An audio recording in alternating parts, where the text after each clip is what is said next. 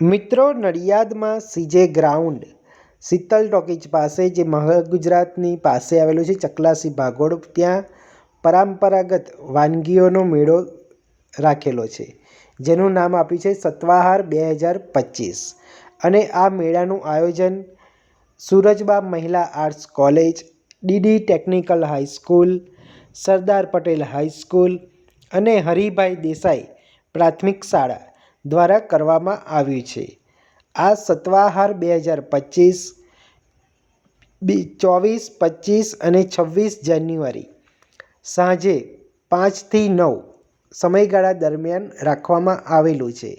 અહીંયા નાના છોકરાઓના મનોરંજન માટે આવા સરસ મજાના કાર્ટૂન્સ પણ રાખેલા છે.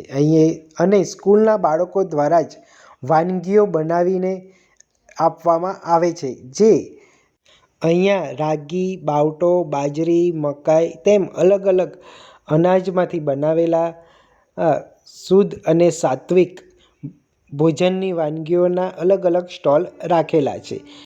અહીંયા સરદાર વલ્લભભાઈ સમાજ સેવા ટ્રસ્ટ દ્વારા આ રીતેનું સરસ મજાનું માટીનું બનાવેલું એક સ્કલ્પચર મૂકવામાં આવેલું છે. અને તેની સાથે તમે જોઈ શકો છો કે અલગ અલગ ધાન્યના પેકિંગ પણ મૂકેલા છે અને અલગ અલગ ધાન્યમાંથી બનાવેલી રંગોળી પણ મૂકેલી છે, જેની પર સત્વાહાર 2025 લખેલું છે.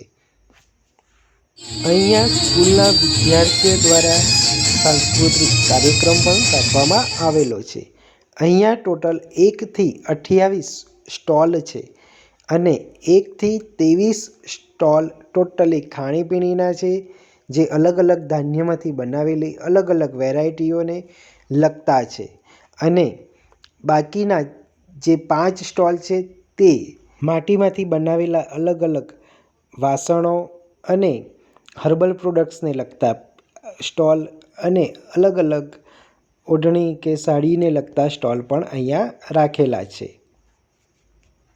તો મિત્રો, તમે આ જગ્યાની મુલાકાત કરી હોય તો જરૂરથી તમારો ઓપિનિયન અને એક્સપિરિયન્સ નીચે કમેન્ટ બોક્સમાં જણાવજો.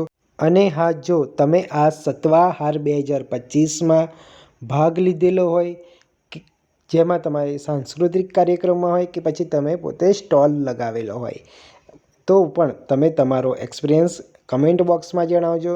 ત્યાં આ રીતેનું સરસ મજાનું એક સેલ્ફી પોઈન્ટ કે ફોટોગ્રાફી પોઈન્ટ પણ મૂકેલું છે. તો મિત્રો, વિડીયોને જરૂરથી લાઈક કરજો અને ચેનલ પર પહેલી વાર જ મુલાકાત કરી હોય તો ચેનલને જરૂરથી સબસ્ક્રાઈબ કરી લેજો.